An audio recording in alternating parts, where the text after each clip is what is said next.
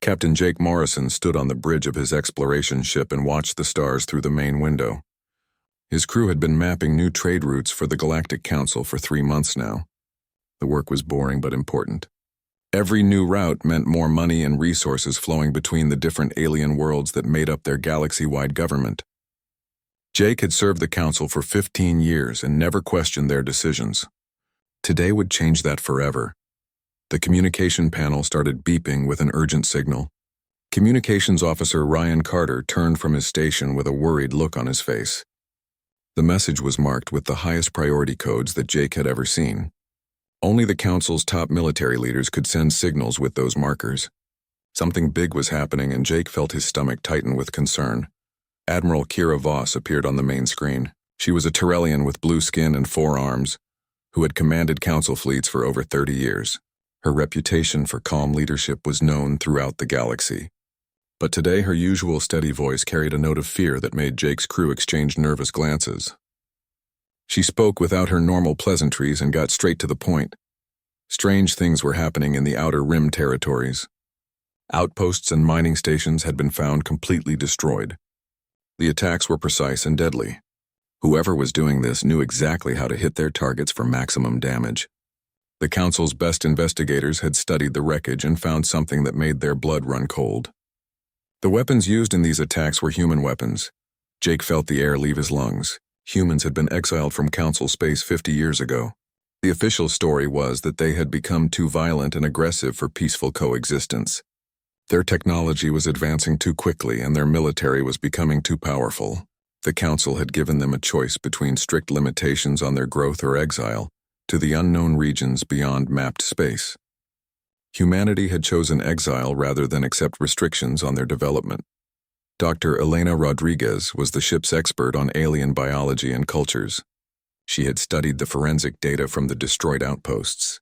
The evidence was clear and undeniable. Plasma burns on metal walls showed the exact pattern of human energy weapons. Kinetic damage matched the signatures of human railguns and mass drivers. Most disturbing of all were the molecular disruption patterns left by human antimatter charges. No other species in the galaxy used antimatter in their weapons because it was considered too dangerous and unpredictable. Commander Alex Turner served as Jake's second in command. He had access to classified military intelligence that most Council citizens never saw. What he revealed to the crew made their situation even more frightening. The attacks were not random acts of violence. They were carefully planned military operations that targeted specific Council assets. Supply depots, communication relays, and military outposts were being destroyed with surgical precision. Several Council member species had lost entire colonies in the outer regions. The Valdari had lost 3 mining worlds in the past 6 months. The Keth Empire reported that 2 of their research stations had simply vanished without sending any distress signals. The Zephyrian Trade Confederation had stopped sending cargo ships to the Outer Rim because too many had disappeared without explanation. Each attack site had one thing in common. Human distress beacons were left behind broadcasting the same message over and over. The words were simple but chilling. Remember what you made us become. The message played in old Earth languages that most aliens could not understand, but the Council's translation computers knew what it meant and the meaning terrified them. Jake realized that the humans were not just attacking randomly. They were sending a message to the Council. They wanted their former allies to know that they had not forgotten their exile. They wanted the galaxy to understand that forcing them into the unknown had not destroyed them. Instead, it had made them into something much more dangerous than they had ever been before. The Council was facing a crisis that threatened the stability of their entire civilization. If humans had developed new technologies during their 50 years of exile, then they might be able to challenge Council military forces directly. The thought of a war between the Council and evolved humans scared even the bravest military leaders. Humans had always been known for their creativity and determination. 50 years of survival in hostile space might have turned those qualities into weapons of incredible power. Admiral Voss gave Jake and his crew a mission that could determine the fate of the galaxy. They were ordered to follow the trail of destruction into the unknown sectors beyond Council space. Their job was to make contact with these evolved humans and try to negotiate a peaceful solution. If diplomacy failed, then the galaxy might face the first interspecies war in over 200 years. Jake accepted the mission even though he knew it might be suicide. His ship was fast and well-equipped, but it was designed for exploration, not combat. If the humans decided to attack rather than talk, then his crew would have no chance of survival. But someone had to try to prevent a war that could destroy billions of lives across dozens of worlds. As his ship turned toward the unknown regions of space, Jake wondered what 50 years of exile had done to humanity.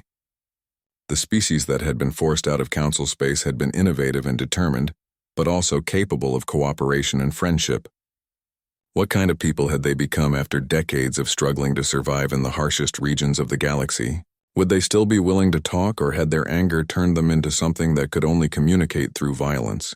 The stars ahead looked the same as always, but Jake knew that somewhere in that darkness waited the answer to questions that would shape the future of every living being in the galaxy.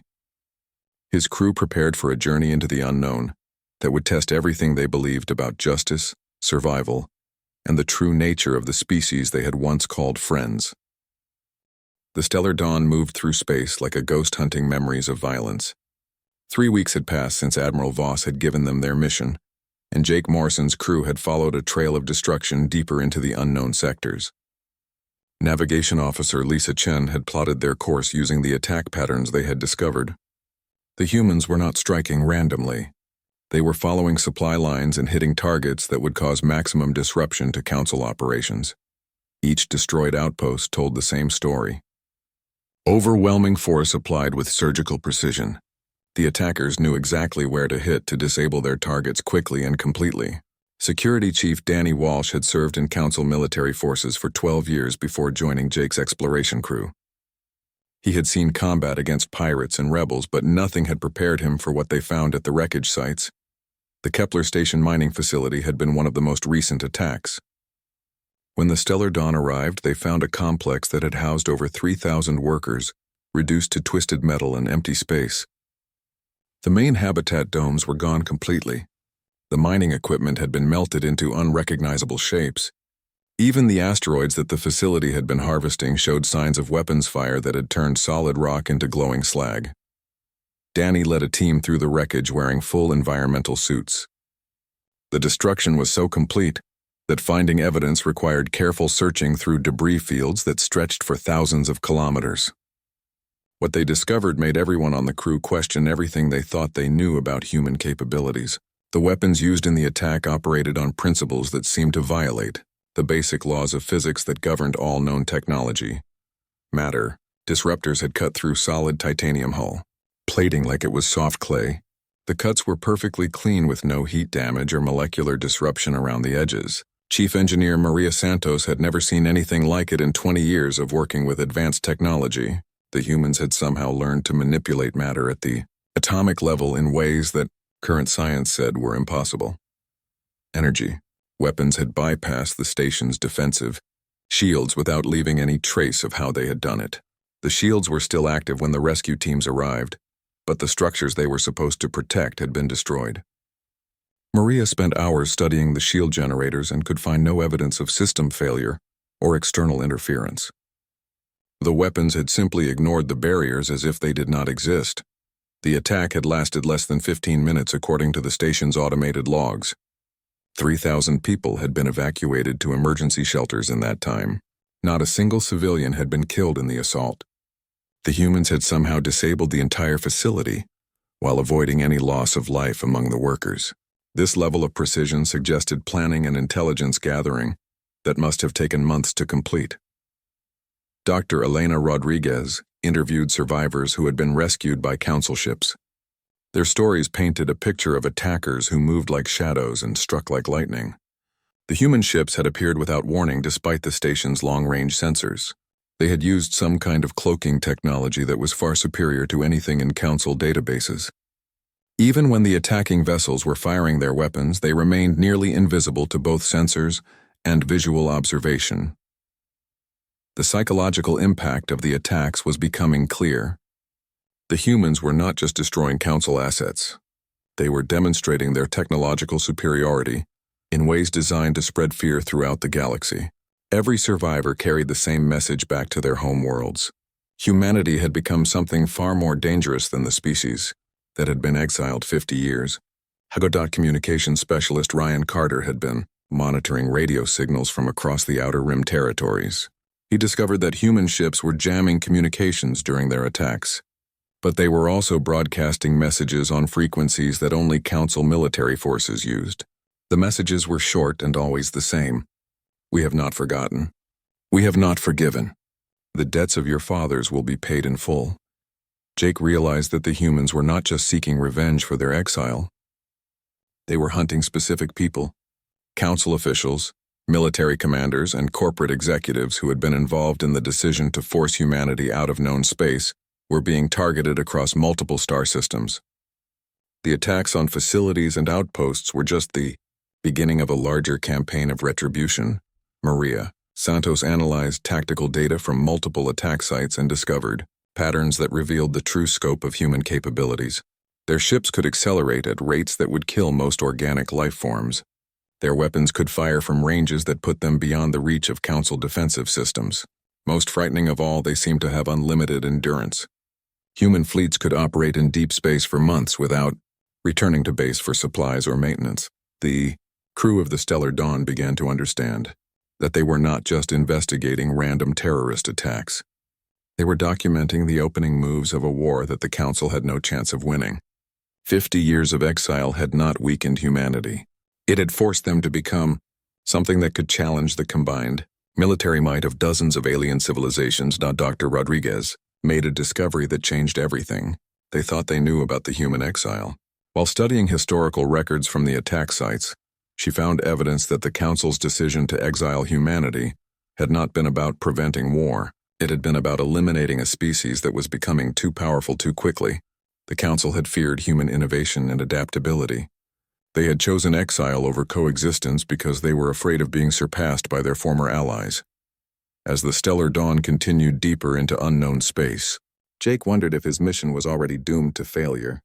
How could they negotiate with people who had been betrayed by everything the Council represented? The humans had spent 50 years surviving in conditions that would have destroyed most civilizations. They had emerged from that trial stronger and more determined than ever. The question was no longer whether they could threaten Council space. The question was whether anything could stop them from taking their revenge. The Stellar Dawn dropped out of faster-than-light travel near a dead star that should have been empty space. Instead, Jake Morrison and his crew found themselves staring at the largest military fleet any of them had ever seen. Over 300 human vessels hung in the darkness like predators waiting to strike. The ships were unlike anything in Council databases. Sleek destroyers moved between massive dreadnoughts that dwarfed the largest Council battleships. The entire fleet was using cloaking technology so advanced that they had been completely invisible until the Stellar Dawn was close enough to touch them. Commander Alex Turner ran quick calculations on the fleet's fighting capacity. What he found made his hands shake as he entered the numbers into his computer. The human armada had enough firepower to destroy every major Council world in a single coordinated attack. The dreadnoughts alone carried weapons that could crack planets apart. The smaller vessels were equipped with the same matter disruptors and shield-bypassing energy weapons that had been used in the Outer Rim attacks. Jake ordered his communications officer to broadcast standard peaceful contact protocols. For several minutes there was no response, and the crew began to worry that the humans would simply destroy them without warning.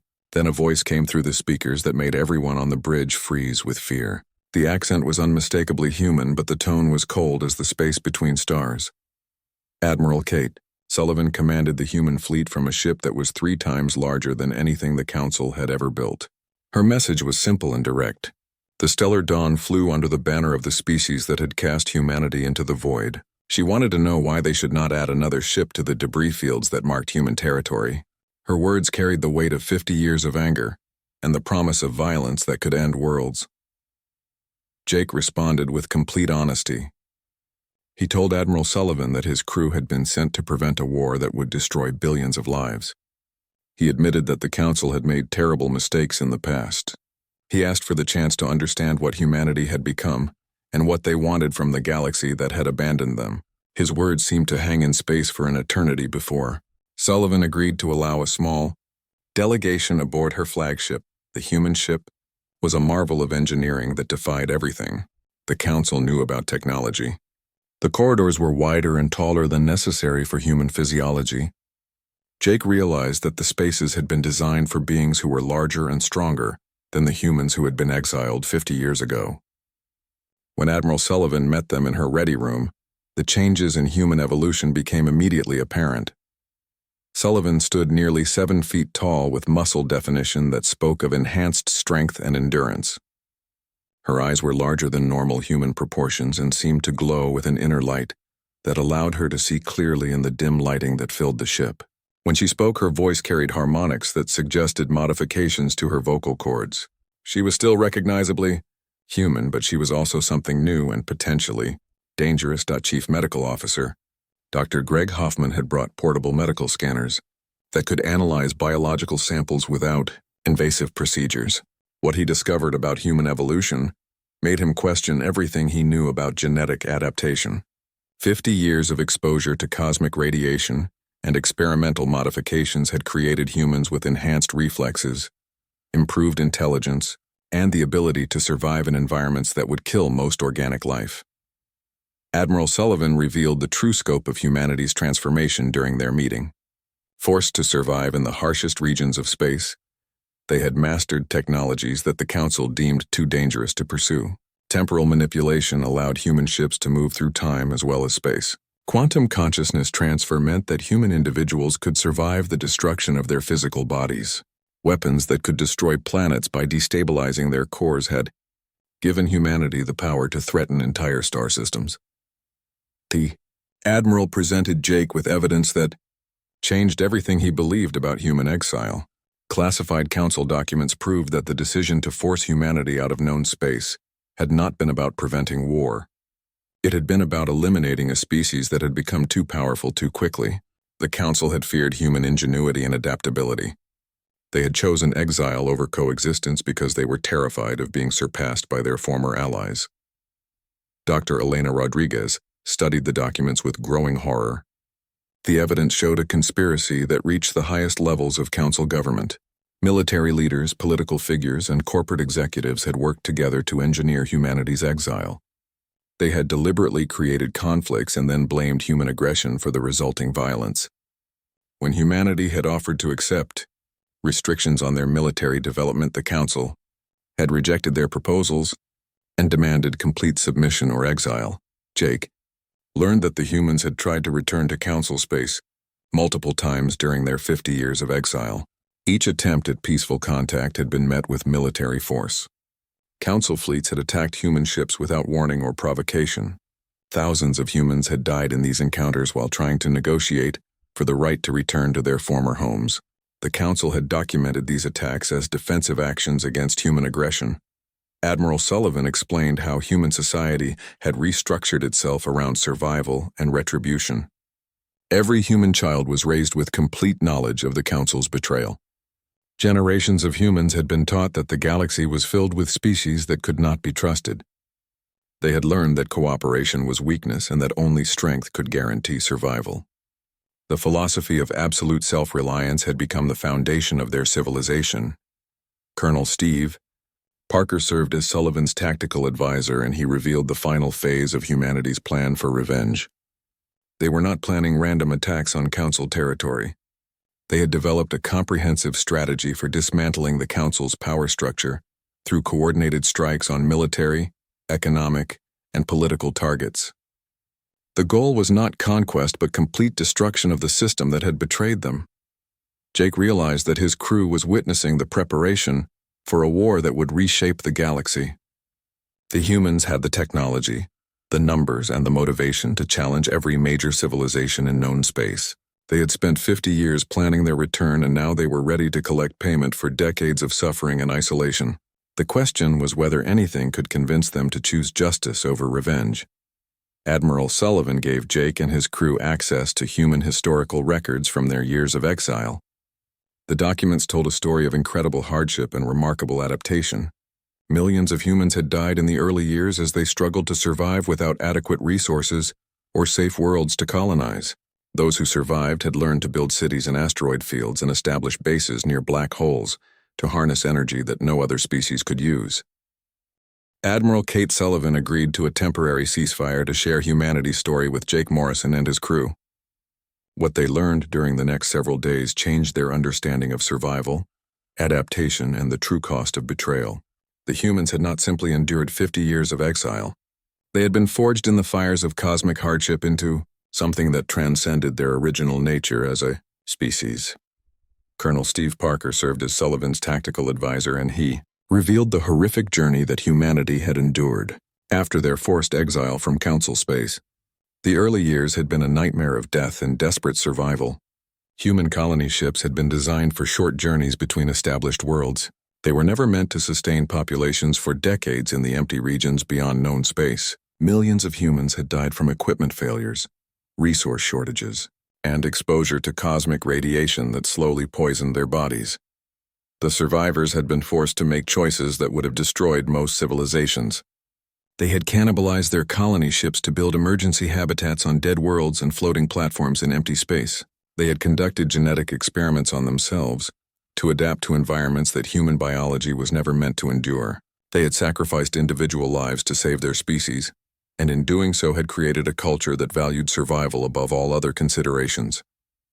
Lieutenant Commander Amy Foster explained how human society had restructured itself around the principles of absolute efficiency and merciless pragmatism.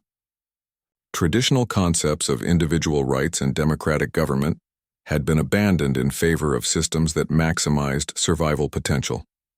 Every human served the collective good as determined by leaders who had proven their ability to keep their people alive in impossible conditions. Personal desires and emotional attachments were considered weaknesses that could endanger the entire species. Dr. Elena Rodriguez learned that humans had colonized worlds and regions of space that the Council considered completely uninhabitable. They had built cities in asteroid fields where the constant meteor impacts would have destroyed any normal structures. They had established bases near black holes to harness gravitational energy that could power technologies beyond anything the Council had imagined. They had created self-sustaining ecosystems in environments where cosmic radiation would have sterilized any natural life. The human ships in Admiral Sullivan's fleet were marvels of engineering that incorporated technologies developed through decades of desperate innovation. The matter disruptors that had been used in the Outer Rim attacks were based on quantum manipulation theories that human scientists had discovered while trying to convert cosmic dust into breathable atmosphere.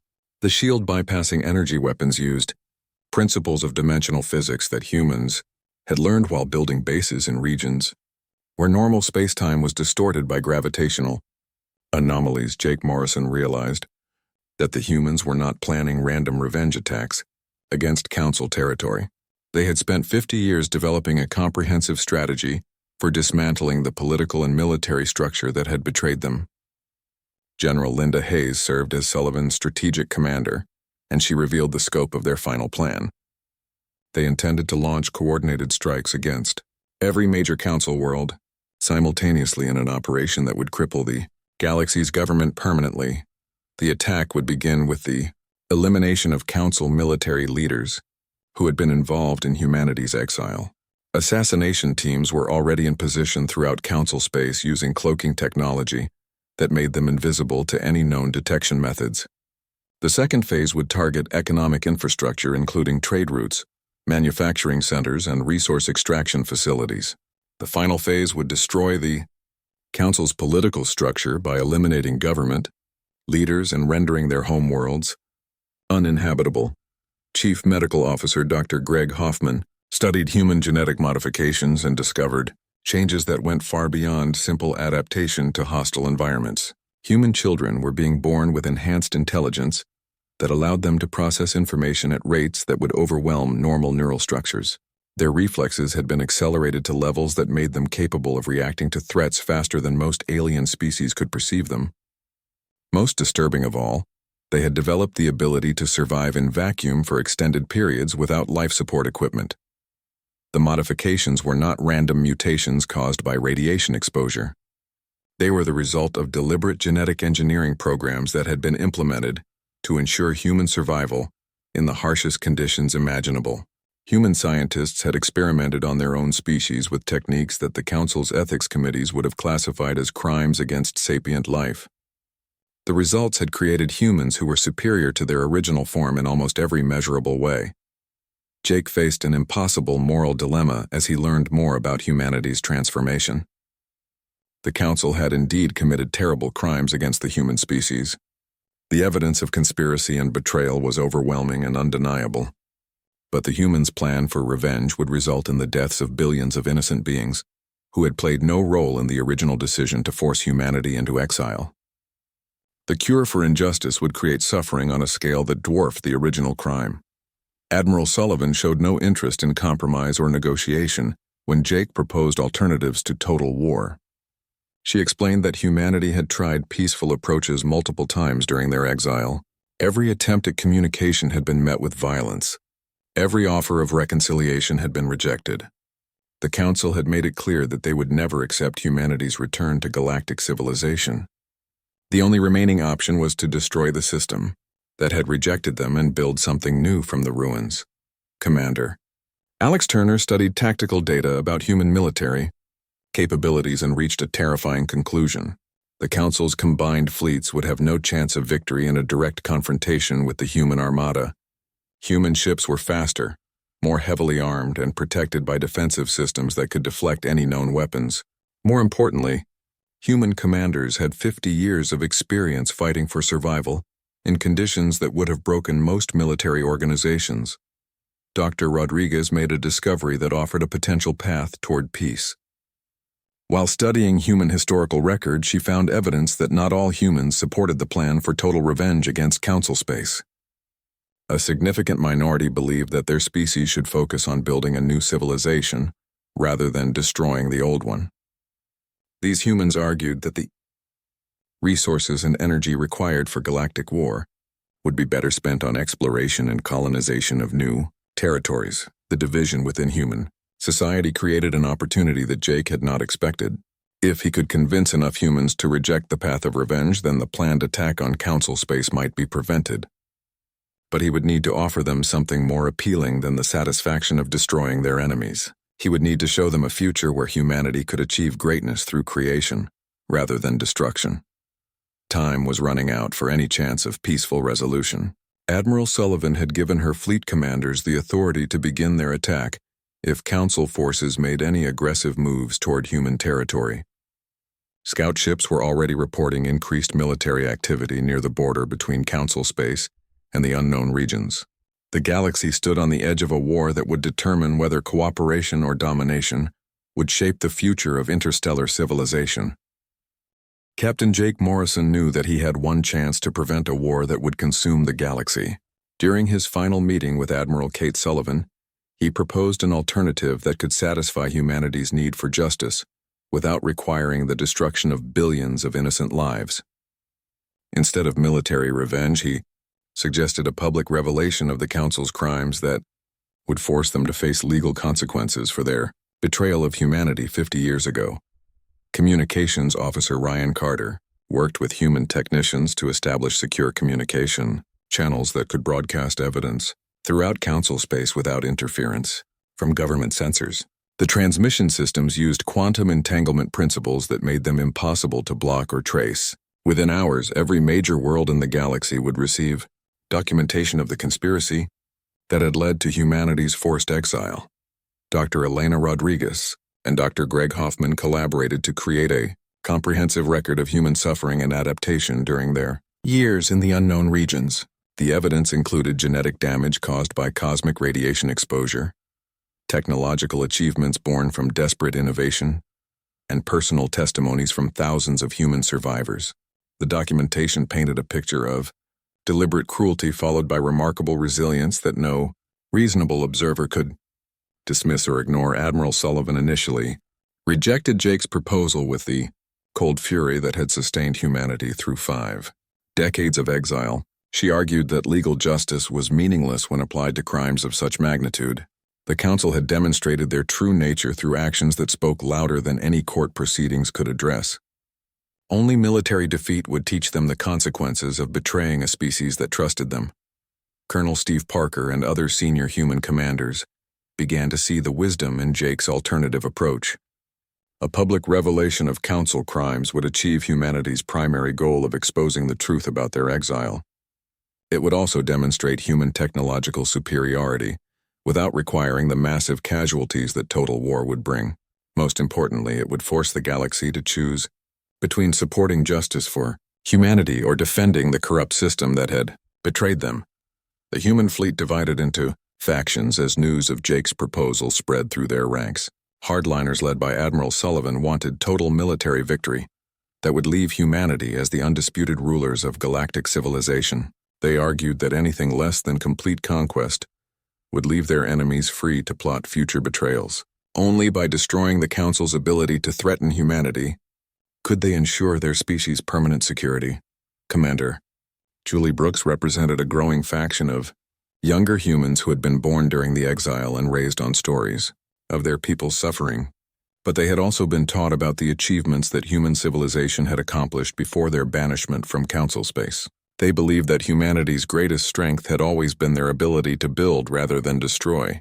They wanted their species to reclaim their place in galactic society through demonstration of superiority rather than domination through force. Jake's crew worked frantically to prevent civil war within the human ranks while simultaneously preparing for the Council's response to the revelations about their crimes. The evidence that humans planned to broadcast would shock every sentient being in the galaxy. Government officials who had participated in the conspiracy would face demands for their immediate removal from office. Military commanders who had attacked human ships during attempted peace negotiations would be called to account for their actions. Maria Santos studied the quantum communication systems that humans had developed and realized that their technological advancement went far beyond military applications. They had created technologies that could revolutionize transportation, manufacturing, and resource distribution throughout the galaxy. If humans chose cooperation over conquest, they could offer benefits that would transform interstellar civilization in ways that would benefit every species. The broadcast began simultaneously across hundreds of worlds as human transmission systems overwhelmed Council communication networks. The evidence was presented in multiple languages with supporting documentation that proved its authenticity beyond any reasonable doubt. Government leaders found themselves confronted with undeniable proof of crimes that many had hoped would remain secret forever. Public reaction was immediate and overwhelming. Civilian populations who had been told that humans were dangerous aggressors learned the truth about their exile and the attacks on their ships during attempted peace negotiations. Military personnel discovered that their leaders had deliberately provoked conflicts and then blamed human responses for the resulting violence. Corporate executives found their involvement in the conspiracy exposed to shareholders who demanded explanations for their participation in species-wide persecution. The revelation created chaos throughout Council space as governments struggled to maintain order while facing demands for justice from their own populations. Some worlds immediately announced their withdrawal from the Council in protest of the crimes committed in their name. Others called for the immediate arrest and prosecution of everyone who had participated in the conspiracy against humanity. Admiral Sullivan watched the galaxy tear itself apart through internal conflict and began to reconsider her commitment to military revenge. The broadcasts had achieved something that decades of warfare might not have accomplished. They had destroyed the Council's legitimacy and moral authority more completely than any physical attack could have managed. The enemy that had betrayed humanity was collapsing from within as their own people turned against them. Commander Brooks and the moderate faction gained support as more humans realized that they could achieve their goals without becoming the monsters that their enemies had claimed they were. The choice between justice and revenge was really a choice between becoming a civilization that built things or one that only knew how to tear them down. Humanity had already proven their ability to survive and adapt. Now they had the chance to prove their ability to lead. The final division of the human fleet reflected the fundamental question about what their species wanted to become. Admiral Sullivan led approximately 100 ships into deep space, carrying humans who believed that their exile had taught them that the galaxy was too dangerous for cooperation or trust. They would establish their own civilization in regions beyond the reach of any other species and prepare for the day when conflict would inevitably return. The remaining 200 ships under Commander Brooks chose to work with Jake and his crew to establish new agreements that would recognize human sovereignty while creating frameworks for peaceful coexistence. The new accords included reparations for humanity's forced exile and guarantees that no species would ever again face banishment for the crime of becoming too successful too quickly. Jake. Morrison returned to Council space knowing that peace had been achieved but understanding that the galaxy would never be the same. Humanity had proven that exile does not eliminate a threat, but instead creates something far more dangerous and unpredictable. The echoes of their fury would continue to influence galactic politics for generations as every species remembered what happened when cooperation was replaced with fear and betrayal. The final message broadcast by Admiral Sullivan's departing fleet served as a permanent reminder of the consequences of betraying humanity. The echoes of our fury will never fully fade. Remember that humanity's greatest strength has always been our memory. The words hung in space like a promise and a warning that would shape the future of interstellar relations for centuries to come.